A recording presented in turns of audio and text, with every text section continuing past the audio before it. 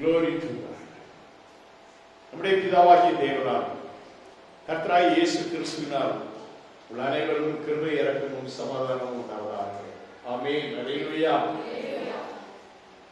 இந்த நாளிலே புதிதாக ஞானஸ்தானம் எடுத்தவர்களுக்கும் ஏற்கனவே ஞானஸ்தானம் எடுத்தவர்களுக்கும் கிறிஸ்துவை நம்பி கிறிஸ்து மேல் பாரத்தை வைத்து வாழ்கிற ஒவ்வொரு ஆத்துமாக்களுக்காகவும் கர்த்தர் கொடுக்க போகிற ஒரு நற்செய்தி. சங்கீதம் 84 7வது வசனத்தை நாம் வாசிக்க போகிறோம்.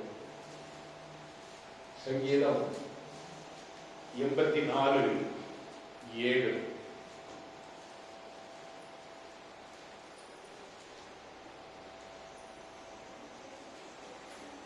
அவர்கள் பலத்தின் மேல் பலம் அடைந்து சீயோனிலே தேவ சன்னதியில் வந்து காணப்படுவார்கள். அல்லேலூயா.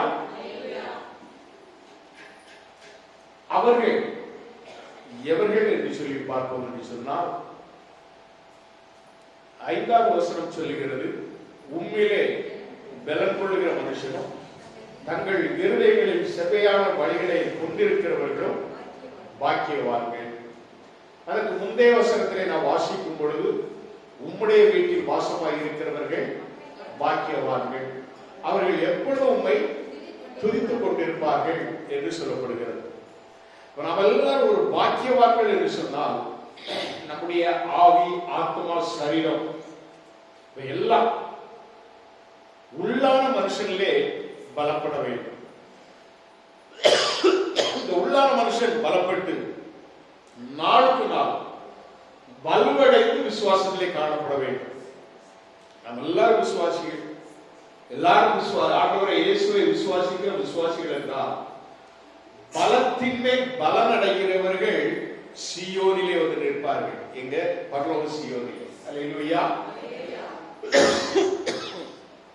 நம்ம பலம் என்று சொன்னால் எல்லாரும் பலத்திற்காக பல விதமாக உடம்பை பேணுவாங்க. பலம் கொள்ள வேண்டும், பலமாக வாழ வேண்டும் என்று சொல்லி.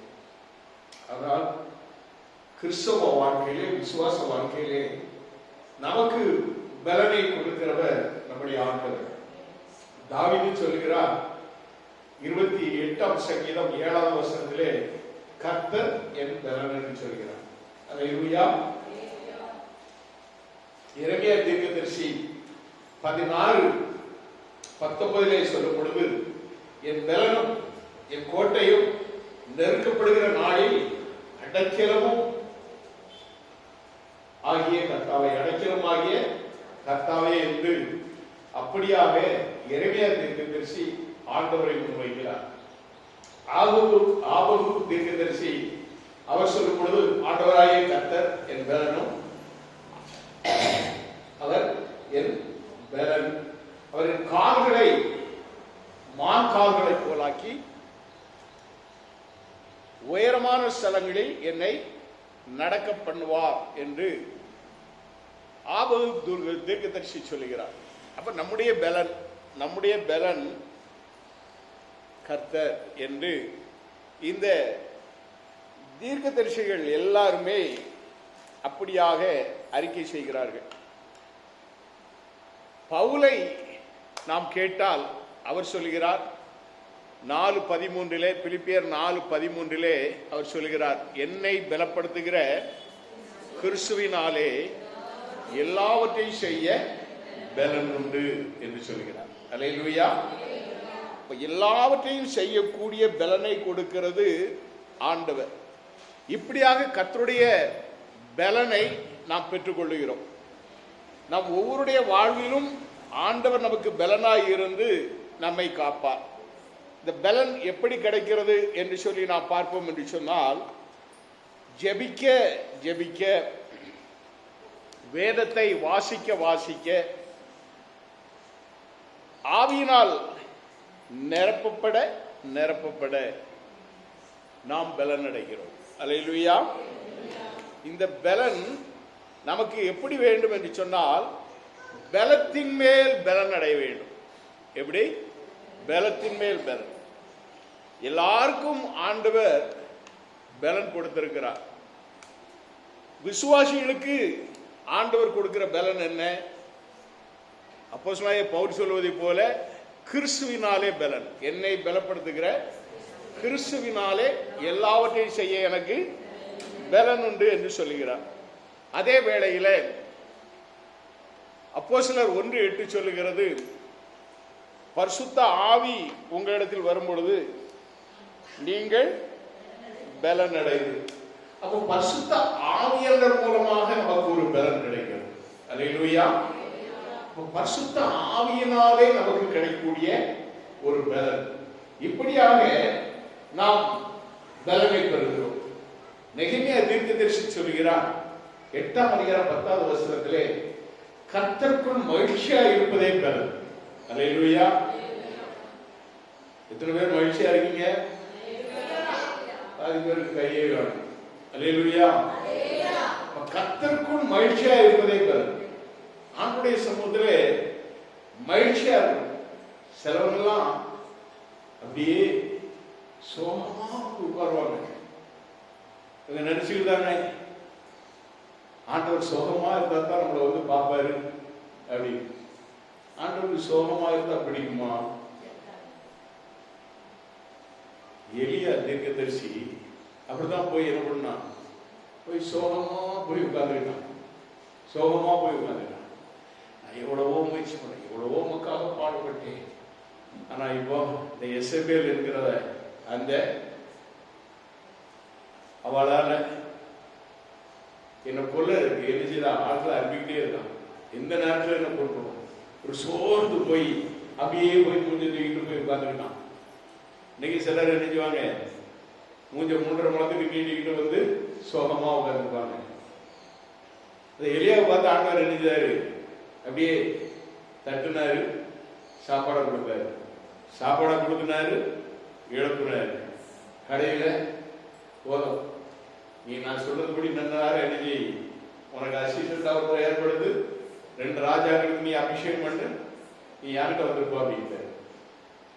சோகமா இருக்கிறவங்கள ஆண்டவர் என்ன செய்வாரு, தூக்கிடுவாரு. சந்தோஷமா இருக்கணுமா, சோகமா இருக்கணுமா? சோகமா இருந்தா ஆண்டவர் தூக்கிடுவாரு, சந்தோஷமா இருந்தா ஆண்டவர் நம்முடைய வாழ்நாள பெருமைப்படுவாரு. எத்தனை பேரு விசுவாசிக்கிறவங்க, சந்தோஷமா இருக்கிறவங்க? சோகமா இருக்கணுமா, சந்தோஷமா இருக்கணுமா? ஆண்டவர் சோகத்தை விரும்புகிற ஆண்டவர். ஆண்டவர் சந்தோஷமாக தேவனுடைய சமூகத்திலே எப்பொழுதும் கழிவுந்து மகிழ வேண்டும் என்று நினைக்கிறார். அல்லேலூயா. அதனால நெகேமியா சொன்னார் 8:10, கர்த்தருக்குள் மகிழ்ச்சியாய் இருப்பதே பலன். அல்லேலூயா. அருமையான தேவனுடைய பிள்ளைகளே, நாம் ஒவ்வொருவரும் கிறிஸ்துவுக்குள் பலன் அடைய வேண்டும்.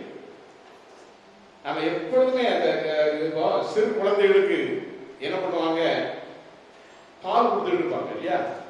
நீங்க எபிரேயர் 5ஆம் அதிகாரம் 12-13 வசனங்களை யாராவது எழுத வாசிக்க. எபிரேயர் 5:12-13. காலத்தை பார்த்தால் போதகராக இருக்க வேண்டிய நீங்கள்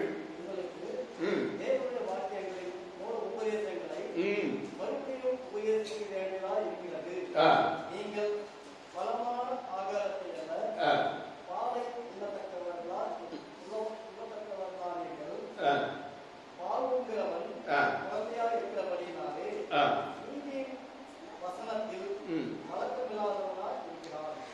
பால் உண்கிற பிள்ளைகளு அவங்களுக்கு என்ன பலம் இருக்கும்? கடினமான ஆகாரத்தை உண்கிறவர்களுக்கு என்ன பலம் இருக்கும் உங்களுக்கு தெரியும். பால் குடிக்கிற பிள்ளைகள், இப்ப நாம வெறும் பாலை மட்டும் குடிச்சுக்கிட்டு இருந்தோம்னா நமக்குள்ள பலன் வருமா?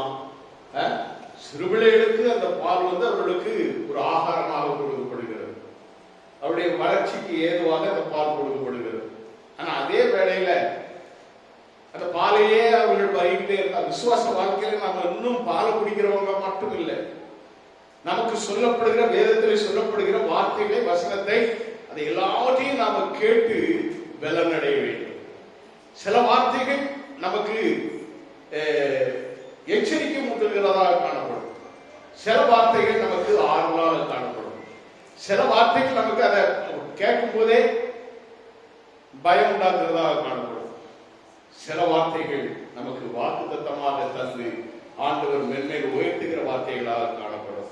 அப்படினாலே நாம சொல்லப்படுகிறது, பாலுங்கிறவன் குழந்தையா இருக்கிறபடினாலே நீதியின் வசனத்தில் பழக்கம் இல்லாதவனாய் இருக்கிறான். பலமான ஆகாரமானது நன்மை தீமை என்பது என்று பயிற்சியினால் பகுத்தறியத்தக்கதாக முயற்சி செய்யும் ஞானேந்திரங்களுடையவர்களாகிய பூரண வயதுள்ளவர்களுக்கே தரும். அப்போ நம்ம வயதாக அதாவது நம்முடைய ரட்சிப்பின் நாட்களிலே நாம வளர்ச்சி அடைகிறதாக காணப்படும். நாளுக்கு நாள் விருத்தி அடைய வேண்டும். பிரைஸ் காட், ஹல்லேலூயா. சபையானது வசனத்திலே வளர்ச்சி அடைய வேண்டும். வசனத்தினாலே பலன் அடைய வேண்டும். வசனத்தினாலே சாரமாக்கப்பட வேண்டும். வசனத்தினாலே நாம என்ன செய்யணும்? பலத்தின் மேல் பலன் அடைகிறவர்களாக காணப்பட வேண்டும். ஹல்லேலூயா. சத்தியமே அதுதான், பலத்தின் மேல் பலன். வெறும் பலன் வச்சுட்டு நம்ம ஒண்ணும் செய்ய முடியாது.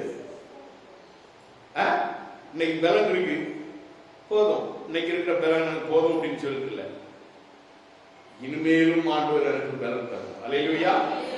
பலத்தின் மேல் பலன் அடைய வேண்டும். இருக்கிற பலனை வச்சுக்கிட்டு மாத்திரம் நம்ம எதையும் சாதிக்க முடியாது. அப்ப பலத்தின் மேல் பலன் அடைய என்ன செய்ய வேண்டும்? அதுக்குதான் இந்த வசனத்தை நம்ம வாசிக்கும் பொழுது நாம பார்க்கிறோம், உண்மையிலே பலன் கொள்கிற மனுஷனும் தங்கள் இருதயங்களில் செவ்வையான வழிகளை கொண்டிருக்கிறவர்களும் பாக்கியவான்கள் அப்படின்னு சொல்லிட்டு, அவர்கள் அழுகையின் பள்ளத்தாக்கை உருவம் நடந்து அதை நீரூற்றாக்கிக் கொள்ளுகிறார்கள் என்று சொல்லப்படுகிறது. ஹல்லேலூயா. எப்படிப்பட்ட பிரச்சனைகள் வந்தாலும் போராட்டங்கள் வந்தாலும் எல்லாவற்றையும் புறந்தள்ளிவிட்டு கிறிஸ்துவுக்குள் மகிழ்ச்சி. ஹல்லேலூயா. கிறிஸ்துவுக்குள் ஒரு நிலையான விசுவாசம், கிறிஸ்தவ வாழ்க்கையிலே ஒரு வெற்றியுள்ள வாழ்க்கை. இப்படித்தான் நம்ம முன்னேறிட்டே போறோம். கிறிஸ்தவ வாழ்க்கை என்பது ஒரு அருமையான அனுபவம் மிக்க வாழ்க்கை. வேண்டாம், அனுபவங்கள், கிறிஸ்துவோடு கூட உள்ள அனுபவங்கள் நம்மை ஒரு பொழுதும் நம்மை கைவிடாது. அது நாளுக்கு நாள் நம்மளை விசுவாசத்திலே வளர்த்து கொண்டே வரும், கீழே தள்ளிவிடாது. சில நெருக்கங்கள் வரும், போராட்டங்கள் வரும், பிரச்சனைகள் வரும், நிந்தனைகள் வரும், அவமானங்கள் வரும். எல்லாவற்றையும் தாங்கி, அதைத்தான் சொல்லப்படுகிறது, அவர்கள் அழுகையின் பள்ளத்தாக்கை உருவ நடந்து அதை நீரூற்றாக்கிக் கொள்ளுகிறார்கள். ஹல்லேலூயா. எப்போது எனக்கு ஆசீர்வாதம் வேணும், எப்போது நான் சந்தோஷமா இருக்கணும், துக்கமே வரக்கூடாதுன்னு நம்ம நினைக்கிறோம். ஆனா ஏதாவது ஒரு துக்கமான செய்திகள் ஏதாவது ஒன்று வந்து விடுகிறது. நம்ம வீட்டுக்குள்ள வரலனாலும் நம்ம உறவினர் வீட்டுல இருந்து ஏதாவது ஒன்று வந்துடும், திடீர்னு ஒரு செய்தி வந்துடும். கேட்ட உடனே ஒரு துக்கம் வருமா வராதா? ஆனால் எந்த துக்கம், எப்படிப்பட்ட பிரச்சனைகள் வந்தாலும் கர்த்தருக்குள் நாம் திட மனதாய் இருந்து நாம் ஒரு மன மகிழ்ச்சி சந்தோஷத்தோடு வாழ கற்றுக்கொள்ள வேண்டும். ஹல்லேலூயா. நாம் கிறிஸ்துவுக்குள் நாம் வெற்றி சிறக்கப்படுகிறவர், நம்மை வெற்றி சிறக்கப்படுகிறவர் என்று சொல்லி வேதம் சொல்கிறது. நாம் ஒரு வெற்றியுள்ள வாழ்க்கை வாழ வேண்டும். வெற்றியுள்ள வாழ்க்கை நம்மை பலத்தின் மேல் பலன் அடைந்து சீயோனுக்கு நேராக நம்மை வழிநடத்தும். Praise Lord. ஹல்லேலூயா. அதான் சொல்லப்படுகிறது, அவர்கள் பலத்தின் மேல் பலம் அடைந்து சீயோனிலே தேவ சந்நிதியில் வந்து காணப்படுவார்கள். தேவ சந்நிதியில் வந்து காணப்படுவார்கள். சங்கீதம் 103 நாம் எடுத்துக்கொண்டா முதல் 5 வசனத்தை நம்ம பார்க்கும்போது அங்க நம்ம ஒன்றை பார்க்கிறோம். என்ன பார்க்கிறோம் அப்படின்னு சொல்லி சொன்னா, முதல் 5 வசனத்துல, என் ஆத்மாவே கர்த்தரை ஸ்தோத்திரி, என் முழு உலகமே அவருடைய பரிசுத்தநாமத்தை ஸ்தோத்திரி. யாராவது போயிடாங்க முடிச்சிட்டாரு அப்படின்னு சொல்லிட்டு, என் ஆத்மாவே கர்த்தரை ஸ்தோத்திரி, அவர் செய்த சகல உபகாரங்களையும் மறவாதே அப்படின்னு சொல்லிட்டு 3வது வசனத்தில் சொல்றாரு, அவர்கள் அக்கிரமங்களை எல்லாம் மன்னித்து உன் நோய்களை எல்லாம் குணமாக்கி உன் பிராணனை அழிவுக்கு விலக்கி மீட்டு உன்னை கிருபையினாலும் இரக்கங்களினாலும் முடிசூட்டி நன்மையினால் உன் வாயை திருப்தியாக்குகிறார். அல்லேலூயா. எப்போ உன் வாயை நன்மையினால திருப்தியாக்குகிறாரு? உன் ஆத்துமா எப்பொழுதும் கர்த்தரை துதித்து கொண்டே இருக்கணும். Praise God. அல்லேலூயா. துதித்து கொண்டே அவர்கள் தேவனுடைய சன்னதியில் எப்பொழுதும் துதித்து கொண்டிருப்பார்கள். உங்களுடைய வீட்டில் வாசமாய் இருக்கிறவர்கள் பாக்கியவான்கள் என்று நம்ம வாசம் சங்கீதம் 84. அதே போல தேவனுடைய சமூகத்தில் மாத்திரமல்ல, நம்முடைய வீட்டில் ஆகட்டும், நாம் செய்கிற வேலையில எல்லா இடத்திலும் ஆண்டவரை துதிக்க வேண்டும். அந்த ஆத்மாவுக்கு நீ கட்டளை கொடு. என் ஆத்மாவே கர்த்தரை ஸ்தோத்திரி, அவர் செய்த சகல உபகாரங்களை நீ மறவாதே. ஒவ்வொரு நாளும் கர்த்தர் நமக்கு செய்த நன்மைகள், எத்தனை நன்மைகளை செய்திருக்கிறார் நம்முடைய ஆண்டவர், எத்தனை நன்மைகளை நமக்கு செய்திருக்கிறார். நம்மளால ஏன் துதிக்க முடியாது? ஏன் ஆண்டவருக்கு நன்றி செலுத்த முடியாது? சொல்லுங்க. ஹலோ, ஆண்டவருக்கு உன்னை தூர தள்ளணும்னா ஆண்டவருக்கு நிறைய காரணம். ஆனா உன் மேல அன்பு செலுத்துறதுக்கு ஆண்டவர் ஒரே ஒரு காரணத்தை வச்சிருந்தார். என்ன தெரியுமா? இந்த ஜனத்தை எனக்கென்று ஏற்படுத்தினேன், இவர்கள் என் துதியை சொல்லி வருவார்கள். அல்லேலூயா. என் ஜனம், என்னை துதிக்கிற ஜனம், என்னை ஆராதிக்கிற ஜனம், என்னை மகிமைப்படுத்துகிற ஜனம், என்னுடைய வாசஸ்தலங்களிலே வாழுகிற ஜனம் என்று சொல்லி நம்மை தெரிந்தெடுத்திருக்கிறார். வேலையில சொல்லுவோமா? தெரிந்தெடுத்த ஜனத்திற்காக ஆண்டவர் எப்பொழுதும் இறங்குகிறவர்களாக இருக்கிறார். நாம் ஆண்டவரை துதிக்கும் பொழுது அவர்கள் அக்கிரமங்களை எல்லாம் மன்னித்து, உன் நோய்களை எல்லாம் குணமாக்கி, உன் பிராணனை அழிவுக்கு விலைக்கு மீட்டு, உன்னை கிருபையினாலும் இரக்கங்களினாலும் முடிச்சுடி எத்தனை ஆசீர்வாதத்தை கொடுக்கிறார் பாருங்க. நம்முடைய ஆத்மா கர்த்தரை துதித்தா, துதிக்க துதிக்க நம்முடைய உள்ளமெல்லாம் புது பலன் அடையும். அல்லேலூயா. நாம் ஜெபிக்க ஜெபிக்க கர்த்தர் ஆவியின் பலனாலே நம்மை நிரப்புவார். நாம் ஆண்டவரை தேட தேட ஆண்டவருடைய அபிஷேகம் இன்னும் வல்லமையாய் நம்மை ஊற்றப்படும். Price God. அல்லேலூயா. தேவனுடைய சமூகத்தை நாட நாட கர்த்தர் நம்மை துதியினாலும் ஸ்தோத்திரத்தினாலும் அபிஷேகத்தாலும் வல்லமையாலும் வரங்களாலும் நம்மை நிரப்புவார். Price God. அல்லேலூயா. நன்மைகளால் உன் வாயை திருப்தியாக்குவார். நீ வாய் ஆண்டவரை துதிக்க துதிக்க துதிக்க நன்மையினால் உன் வாயை திருப்தியாக்குகிறார். அடுத்த வார்த்தை சொல்லுது, கழுகுக்கு சமானமாய் வயது திரும்ப மாற வயது போலாகிறது. அல்லேலூயா. பலத்தின் மேல் பலன் என்று சொல்லப்படும் பொழுது ஒரு கழுகை உதாரணமாக கொண்டு இந்த கழுகை நாம் யோசிச்சு பார்ப்போம். இந்த கழுகுக்கு பலத்தின் மேல் பலன் எப்படி கிடைக்கிறது தெரியும்? அதுக்கு ஒரு 3 காரியங்கள் உண்டு. அதே வேளையில இந்த கழுகு முதல்ல என்ன செய்ய தெரியுமா? வானத்துல பறக்கும், உயர இடத்துல இருந்து பறக்கும், அப்படியே உயரத்துல கூடு கட்டும், கண்மலையில் கூடு கட்டுகிற கழுகு ஒரு நாள் அந்த கூட்டுக்குள்ளேயே அப்படியே போய் உட்கார்ந்து தன்னுடைய ஒவ்வொரு இறகுகள், எனது சிறகல்ல இறகு ஒவ்வொன்னையா கொடுங்க, ஒவ்வொன்னையா பிடிக்க அப்படியே துற வச்சிடும். முழு முழுன்னு மொட்டையாயிடும். பிறந்த குஞ்சு எப்படி இருக்கும் பார்த்திருக்கீங்களா? கோழி குஞ்சு பிறக்கும் பொழுது பார்த்திருக்கீங்களா? யாருமே பார்த்திருக்கோம்.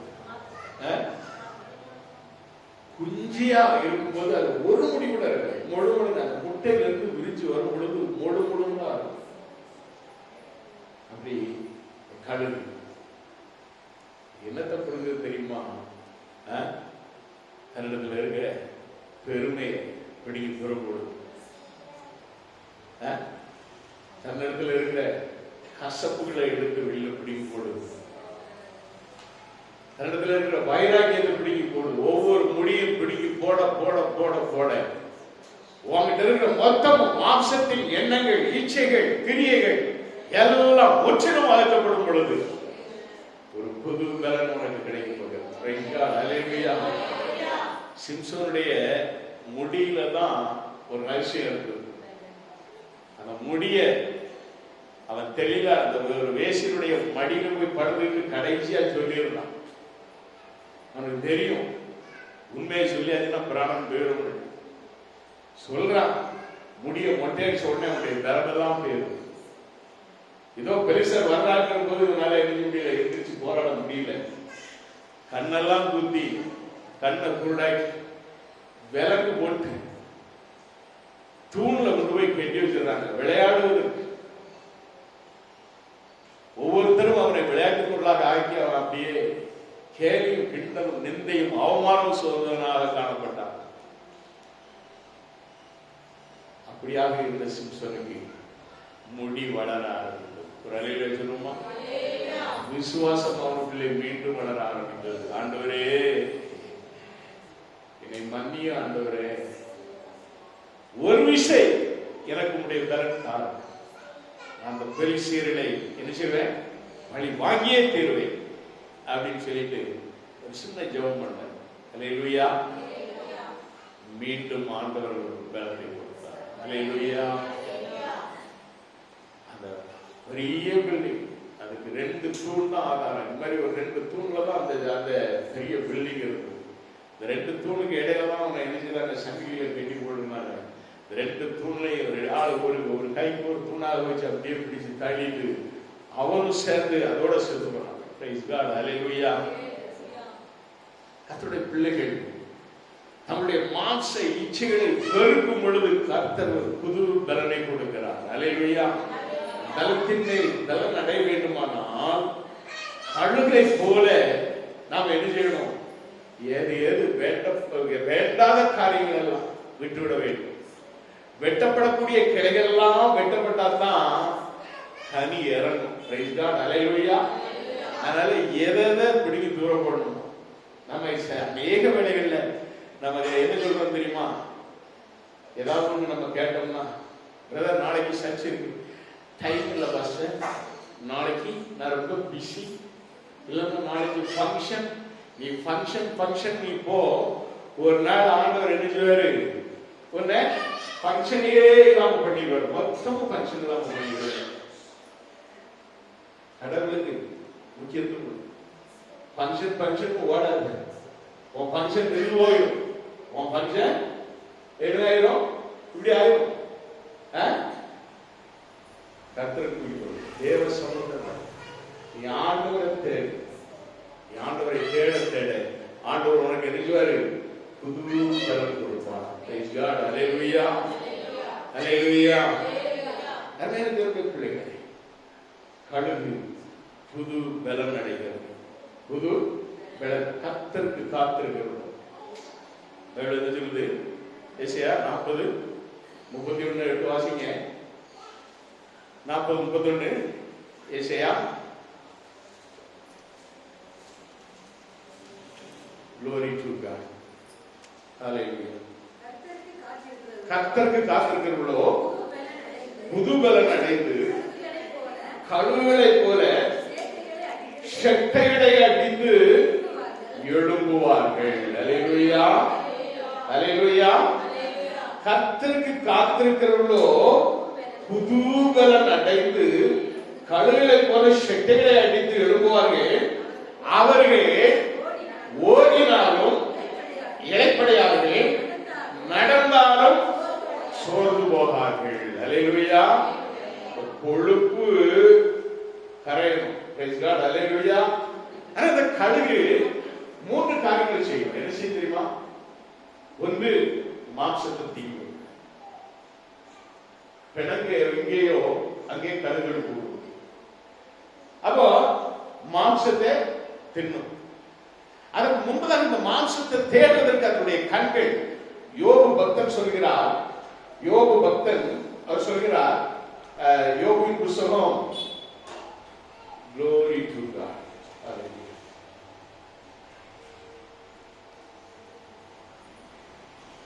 யோபுவின் புத்தகத்துல 39வது அதிகாரம் 27வது வசனத்தை வாசிங்க. யோபு 37.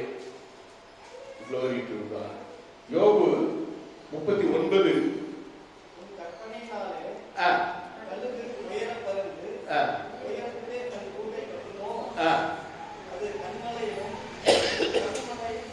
அது கண்மலையிலும் கண்மலையின் சிகரத்திலும் அரமான சரத்திலும் தங்கி வாசம் பண்ணும். அங்கே இருந்து இறையை நோக்கும், அதன் கண்கள் தூரத்தில் இருந்ததை பார்க்கும். அல்லேலூயா. அவருடைய கண்கள் தூரத்தில் இருந்ததை பார்க்கும். கர்த்தருடைய பிள்ளைகளுக்கு ஒரு தூர பார்வை வேண்டும். தூர பார்வை. என்ன பார்வை? தான் பரலோகத்தை நோக்கி பார்க்கிற பார்வை, பரலோகத்தில் இருக்கிற தேவனை நோக்கி பார்க்கிற பார்வை. என் கண்கள் அவரையே நோக்கி கொண்டிருக்கிறது என்று சொல்லுகிறதான ஒரு வாழ்க்கை ஒவ்வொரு விசுவாசிகளுக்கும் வேண்டும். நாம் கர்த்தரை நோக்கி பார்க்கும் பொழுது நம்முடைய முகங்கள் வெட்கப்பட்டு போகவே போகாது. ஒரு அல்லேலூயா சொல்லுவோமா? தூர பார்வை அது சொல்லப்படுகிறது. அதன் கண்கள் தூரத்தில் இருந்து அங்கே பார்க்கும். அல்லேலூயா, அதை பார்க்கும். அல்லேலூயா, ஆம் சோதரம். அதுக்கு பிறகுதான் அடுத்த 30வது வசனம் சொல்றார், பிணமெங்கேயோ அங்கே கழுகுகள் சேரும் என்றார். அல்லேலூயா. அப்ப அதே தான் இயேசு கிறிஸ்து சொன்னாரு. என்ன சொல்றாரு? பிணமெங்கேயோ அங்கே கழுகுகள் கூடும் அப்படின்னு சொல்லி சொல்றாரு. Praise God. அல்லேலூயா. ஆண்டவர் இயேசுவும் அந்த வார்த்தையை சொல்றாரு. பிணம் எங்கேயோ அங்கே கழுகுகள் கூடும். பிணத்தை தீக்கும், பிணத்தில் உள்ள மாம்சத்தை தீக்கும். மாம்சத்தை தீக்கும். இரண்டாவது கொழுப்பை தீக்கும். எத்தனை பேர் கொழுப்பு பிடிக்கும்? எனக்கெல்லாம் கொழுப்பு பிடிக்க ரொம்ப ஆசை. அதனாலதான் நான் தீர்க்கணும்னு நினைக்காங்க.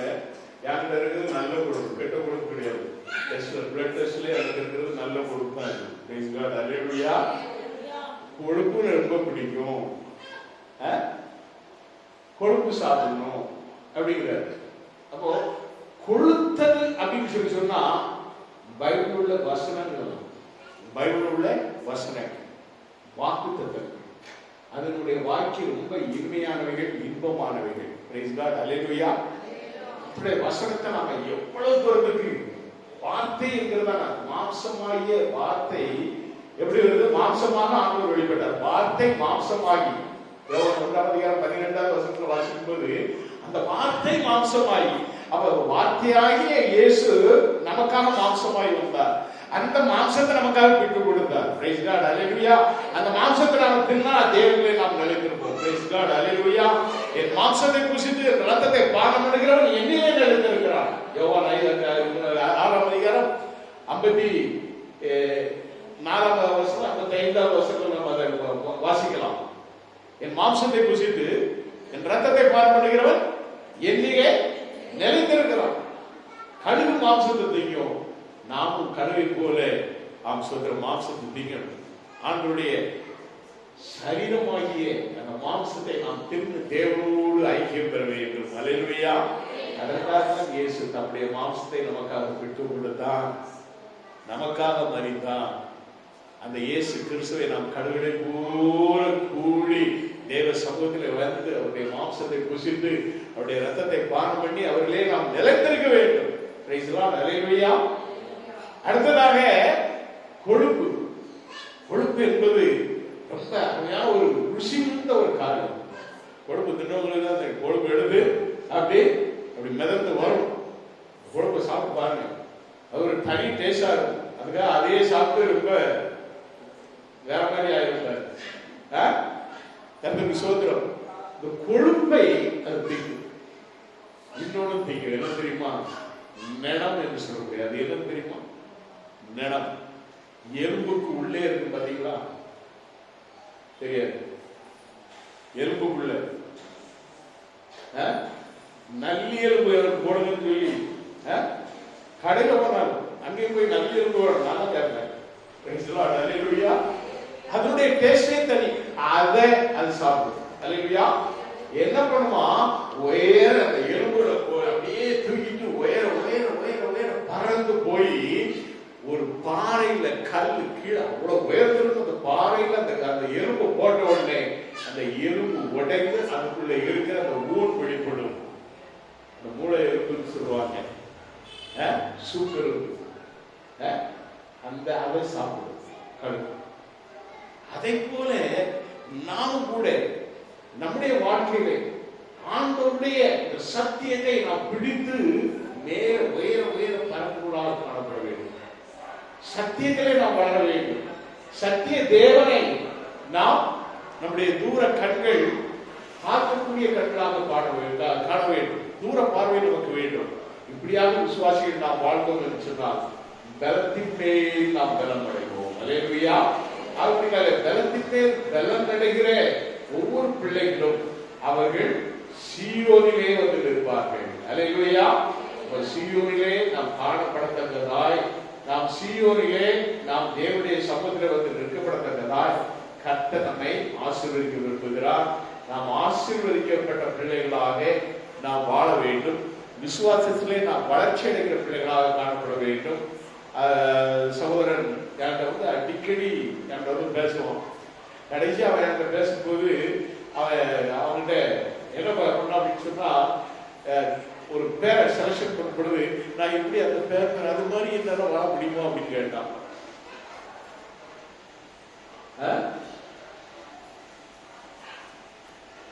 இயேசு கிறிஸ்துவை போல வாழணும், என்னை பின்பற்றுங்கள்னு ஆண்டவர் சொன்னாரு. அப்ப இயேசுவை பின்பற்றுகிறவர்கள் தான் விசுவாசி. என்னை பின்பற்றுகிறவன் சிலுவையை எடுத்துக்கொண்டு பின்பற்ற கடவுள் இயேசு சொன்னாரு. சிலுவை மரத்தை ஒண்ணு தூக்கிட்டு தலையை தோல்ல சொல்லிட்டு போறதில்லை. சிலுவை என்றால் நிந்தை, அவமானம், என்ன இப்படிப்பட்ட ஒரு வாழ்க்கை தான் கிறிஸ்தவ வாழ்க்கை. இதை நாம சுமக்க கற்றுக்கொள்ளணும். நிந்தை வரும் பொழுது, அவமானம் வரும் பொழுது, சிலவங்க நம்ம காரி துப்பும் பொழுது, ஐயோ நான் காரி துப்பிட்டானே அப்படின்னு சொல்லிட்டு நம்ம போய் என்ன பண்ணிடக்கூடாது, போட்டு செத்துருவோமா? இல்லை. இதெல்லாம் ஆண்டவர் அனுமதிக்காமல் எனக்கு இது கிடைக்கல, ஆண்டவர் அனுமதித்திருக்கிறார் அப்படின்னாலே இந்த நிந்தையை நான் சுமப்பேன் என்று சுமக்கணும். Price God. அல்லேலூயா. இப்படிப்பட்ட மனப்பக்குவம் தான் கிறிஸ்தவ வாழ்க்கையினுடைய வளர்ச்சி, விசுவாசியுடைய வளர்ச்சி.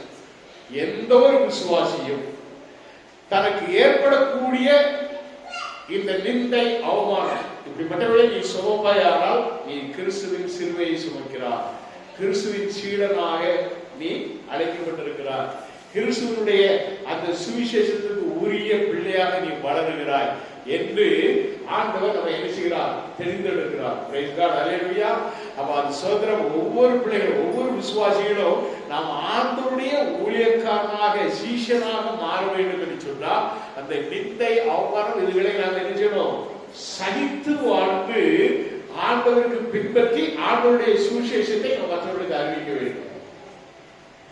இன்றைக்கு நான் பெற்றுக்கொண்ட ஞானஸ்நானத்தினாலே நான் ஒரு புது சிருஷ்டியின் வாழ்க்கை, கிறிஸ்துவை மற்றவர்களுக்கு வெளிப்படுத்துகிற ஒரு வாழ்க்கை. பழமைகள் ஒழித்து போயின, எல்லாம் புதிதாய் எடுத்த பிள்ளைகள், வளர்கிற பிள்ளைகள், இப்படியும் பலவிதமான காரியங்கள் இருக்கிறது.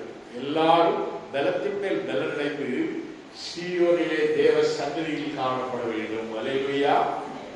இங்கு பூலகத்திலே நமக்கு தேவ சந்ததி, இங்கே ஆப்சோத்திரம் பர்வதத்திலும் இப்படிப்பட்ட சந்ததி அங்கு உண்டு. அல்லேலூயா. பலத்தின் மேல் பலனடைந்தால்தான் இந்த சந்ததியிலையும் நம்ம வந்து நிற்க முடியும், அந்த பர்வத சந்ததியிலும் நம்ம போய் சந்ததியிலும் போய் நம்ம நிற்க முடியும். தேவ சந்ததி அந்த பர்வத்திலே நமக்கு இருக்கிறது. இது இந்த பூலோகத்திலேயே நீ ஆண்டவரை துதித்து சோதரித்து உன்னுடைய பாவங்கள் எல்லாத்தையும் நீ மன்னிப்பை பெற்று அழிவுக்கு ஆண்டவருடைய விலைக்கு மீட்டு உன் பிராணனை விலைக்கு காத்து உன்னை தேவ சந்ததியிலே கொண்டு வந்து நிறுத்த வல்லவராய் இருக்கிறார்.